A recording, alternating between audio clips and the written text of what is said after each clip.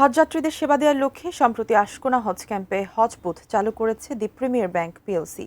ব্যাংকের ব্যবস্থাপনা পরিচালক ও প্রধান নির্বাহী মোহাম্মদ আবু জাফর প্রধান অতিথি হিসেবে হজ বুথটির উদ্বোধন করেন।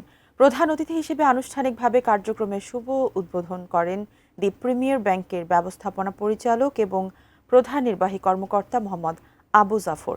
বিশেষ অতিথি ছিলেন হজ ক্যাম্পের সাবেক হজ পরিচালক ও head of business solution Bazlur Rahman Biswas, উপব্যবস্থাপক পরিচালক এবং chief financial officer Syed Abul Hashem সহ ইভিপি ও ব্র্যান্ড মার্কেটিং অ্যান্ড কমিউনিকেশনস বিভাগের প্রধান মোহাম্মদ তারিক উদ্দিন, ইভিপি ও ইসলামিক ব্যাংকিং বিভাগের মোহাম্মদ ইশরাত হোসেন খান, হজ বুথ ব্যবস্থাপক মোহাম্মদ সেলিমুজ্জামান সহ অন্যান্য ঊর্ধ্বতন কর্মকর্তা ও স্থানীয় অতিথিবর্গ উপস্থিত ছিলেন।